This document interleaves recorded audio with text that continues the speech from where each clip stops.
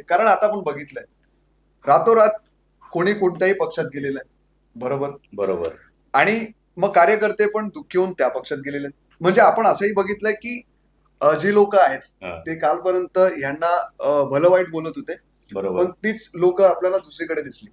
बरोबर. तर एक कार्यकर्त्यांचे वांदे होतात हा जेव्हा जेव्हा नेते आपला पक्ष बदलतात, इकडे तिकडे जातात, आपण त्यांना निवडून देतो आणि आपण जोरावर आपल्या भांडणं बिंडणं एरियात आपली चालू असतात. कार्यकर्त्यांची भांडणं होतात, वरच्या लेवलला भांडणं नाही होत कधी, बरोबर. लक्षात हा. ठेवायचं.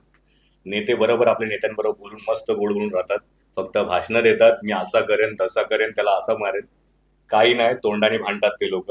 फक्त खालचा कार्यकर्ता मेला जातो आणि आपली मराठी पोरं एकमेकांबरोबर भांडत बसतात. हम्म. तर मी सांगेन नेहमी, इलेक्शन कसंही तुम्ही करा, कुठच्याही पक्षातनं कामं करा तुम्ही, कुठचाही पक्ष असू दे, सगळ्यांना तुम्ही वेगळ्या वेगळ्या पक्षात, माझ्या सगळ्या पक्षात मित्र येतात, सगळ्या पक्षातल्या मित्रांना मी मानतो, सन्मान देतो, मान सन्मान देतो.